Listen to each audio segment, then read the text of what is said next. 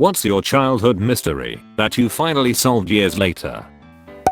When I was in elementary school, I always wondered what the teacher's staff room was like. It seemed so mysterious, and I remember trying to get a peek anytime I walked by and the door would open. Later became a teacher and can fully confirm they're dull, often toxic spaces full of cranky teachers complaining about students. In primary school, elementary school, we used to get picked for a really special awesome job. Going to load the dishwasher and tidy up the teacher's staff room after lunch. Then get to leave class again to unload it once it had finished its cycle. I told my mum about how much the teacher liked me because I got to do it all the time.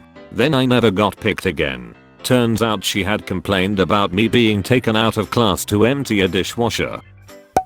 I visited my dad when I was 6 or 7 years old at the place where he worked, or so I was told. I remember remarking at the time, and people laughed at me because I said it looked just like a prison. The people laughing were the guards, and I was indeed visiting my dad at Terminal Island Federal Correctional Institution, where he was a federal inmate.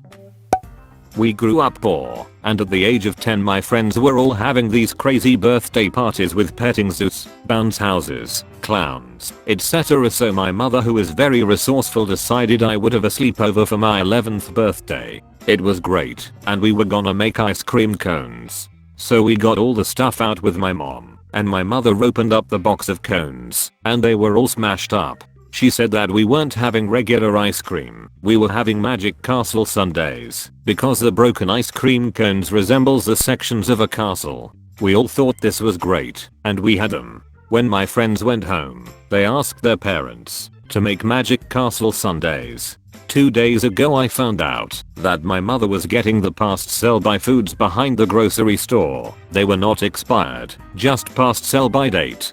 She had no idea that the cones were brown up until she opened them with us. She thought of the Magic Castle idea quickly, and we all loved it. Just goes to show how stupid kids are, lol.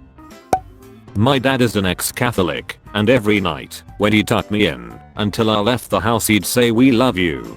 God bless you. Good night." And I was always wondering why, since he had stopped going to church long ago. Fast forward to me being 28 years old and watching an old Bruce Springsteen concert together, one of his favorite artists, and Bruce says, "We love you. God bless you. Good night." At the end of his set, I turned my head towards my dad and asked if this is why he said that 4 years to me at night. He laughed and said, "I have no original material."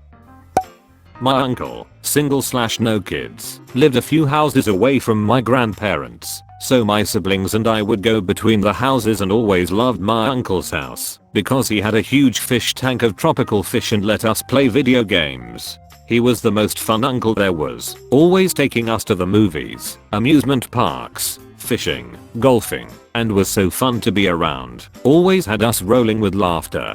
But over time he became less okay with us popping over, and we resorted to sneaking into his house. We didn't get far along, and he was pissed. From that point on we always just saw him in my grandparents' house. We used to joke with him about having a girlfriend over. Fast forward 17 years later, he had a massive heart attack, and while he was in the hospital his sisters went into his house to look for paperwork and get the house ready for his return. There they found rooms full of empty bottles of cheap vodka. My uncle had severe alcoholism for years and none of us knew it, and suddenly so many little things started making sense. He ended up dying shortly thereafter of organ failure brought on by alcoholism. Wasn't even 60 yet. I was watching Star Trek TNG with my dad when someone told Riker to wash his back. When I asked my father why someone would say that to another person, he said, "So you can smell someone coming up behind you." It wasn't until years later that I understood how easy it was to hear watchers wash and how committed my dad was to willfully deceiving his children for personal satisfaction. When I was 4, I vividly remember getting into my mum's car and her telling me that our cat had died. She told me how she rushed him to the vet and he was shedding fur. Something was seriously wrong. Despite her best efforts he died.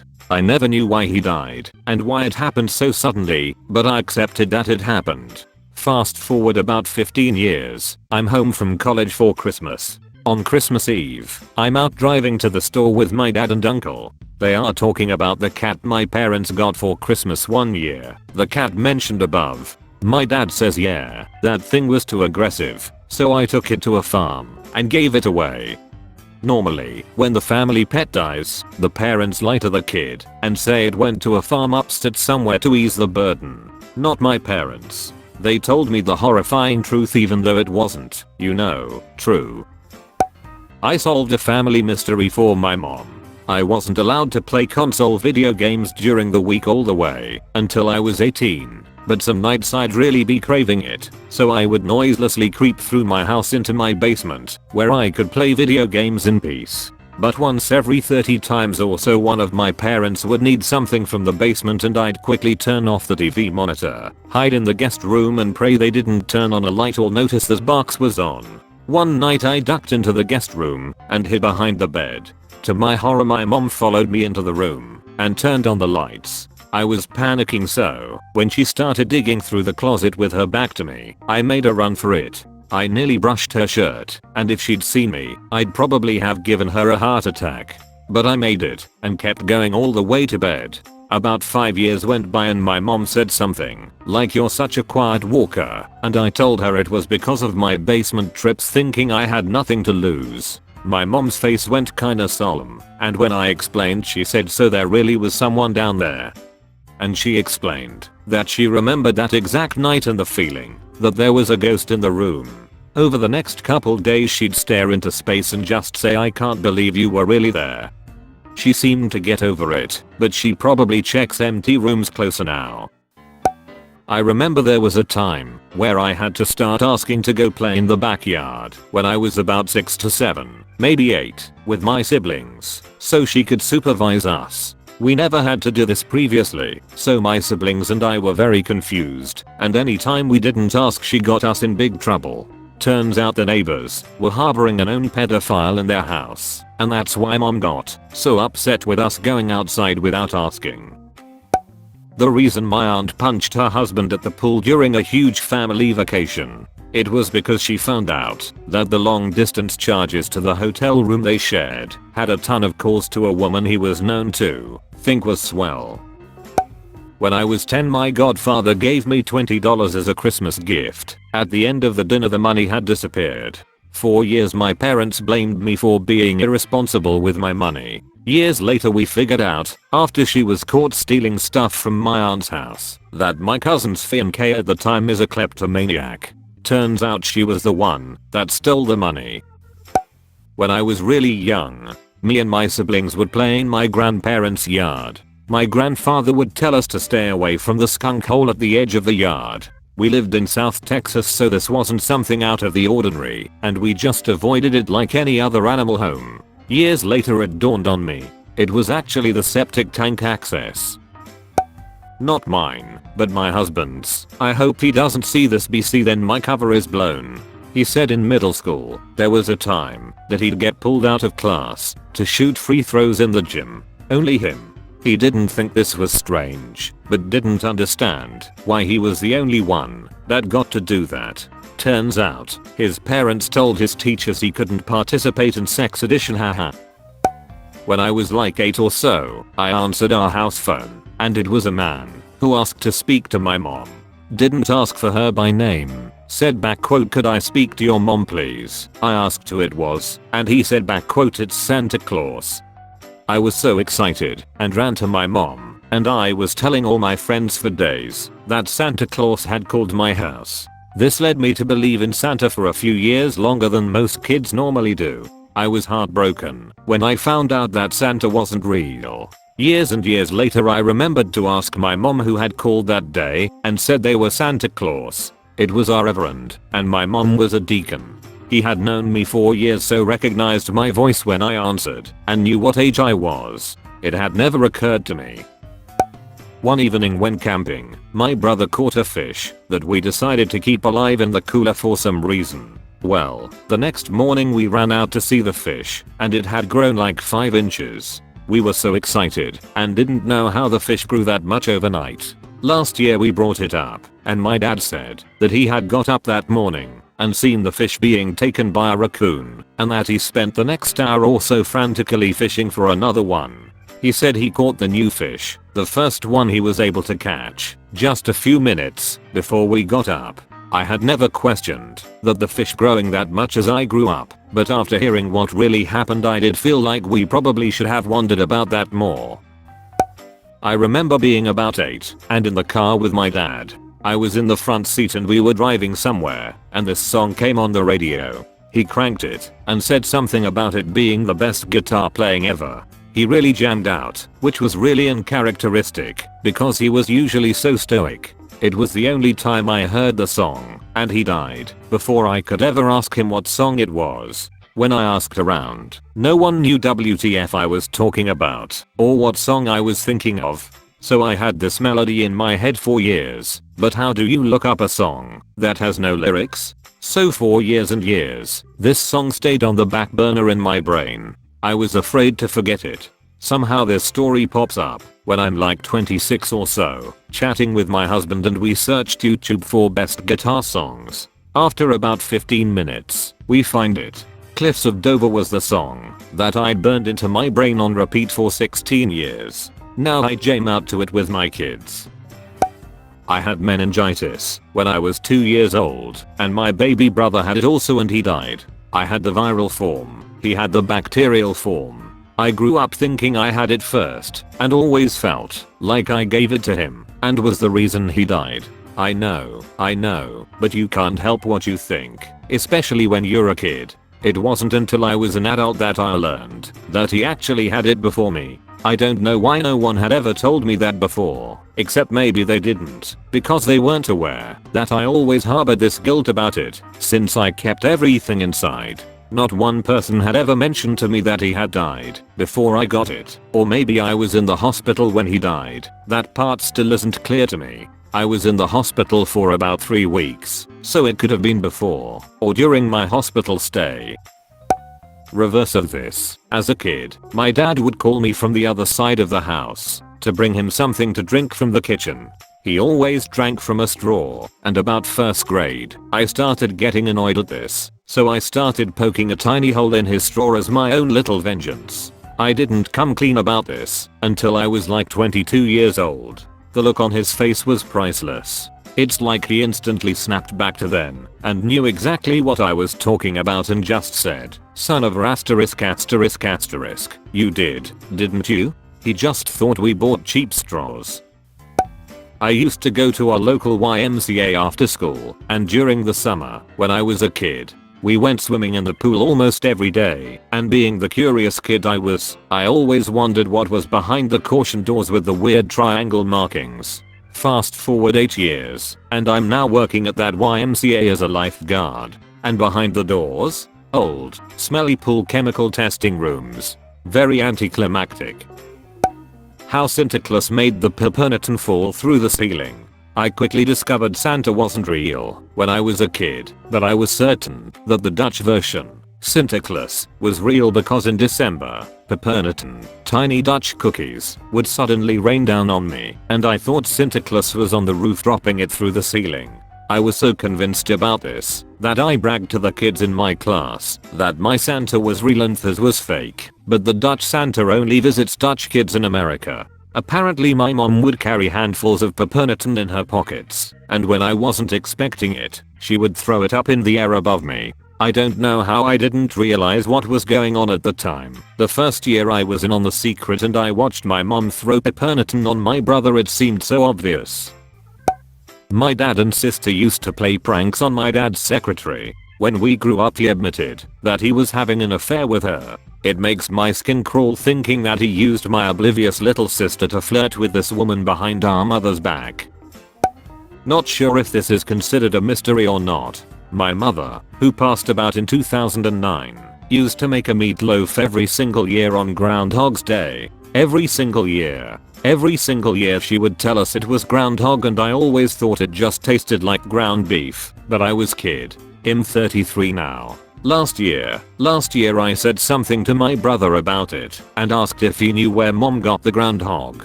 I wanted to do that for son. My brother had no idea what I was talking about. I told him about it and he started laughing. My wife started laughing. My own son, who didn't know why, started laughing. Mom got me good. Mystery solved. It was just regular meatloaf.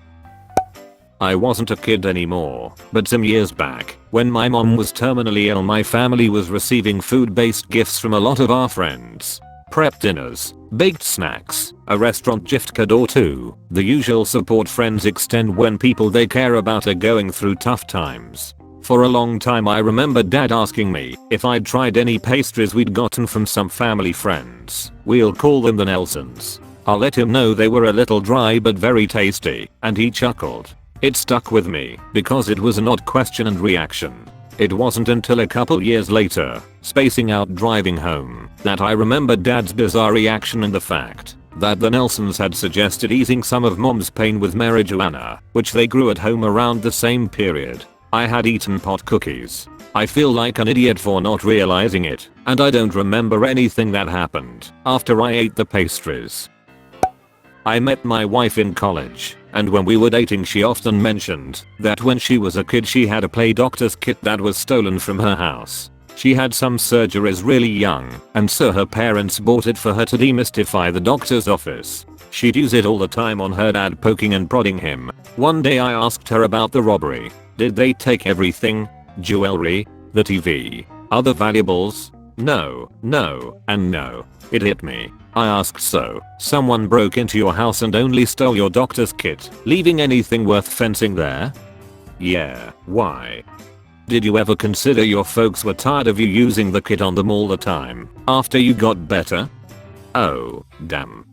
We confirmed it with her dad later, but for 15 years she had believed some thief broke in and only stole her beloved doctor's kit. I have these pale white flecks in the center of my front teeth. Adult set. Everybody I meet, upon seeing my smile for the first time up close, remark on it. I found out about 2 years ago that it's caused by consuming above a certain amount of fluoride before your adult teeth set in. It's called dental fluorosis. As a kid, I used to swallow toothpaste rather than spit it out. Plus our water is fluoridated, so I suppose that's how I got to consuming that much fluoride.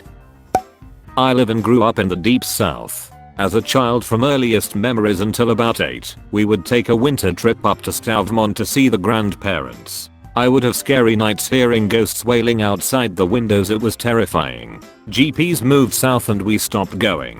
When I was in my 30s I took another trip up to Vermont. First night stay, I heard the ghosts. Turns out the winter winds up north are way different than the winds of southern nights. Suddenly my general fear of the dark disappeared as I realized fully what the source of the sound was.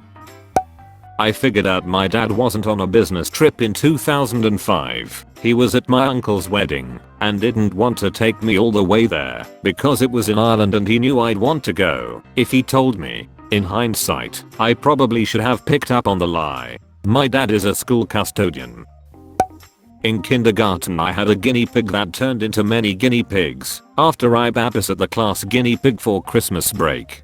Parents were thrilled. Anyway, my teacher took the entire family back to her house and was supposed to sell them, and I would get my original guinea pig back. They never returned, and my parents told me they all got sold together as one big happy family. I didn't find out until I was maybe 25 that a coyote actually got into the cage and they all got eaten together as one big happy family. This is the way.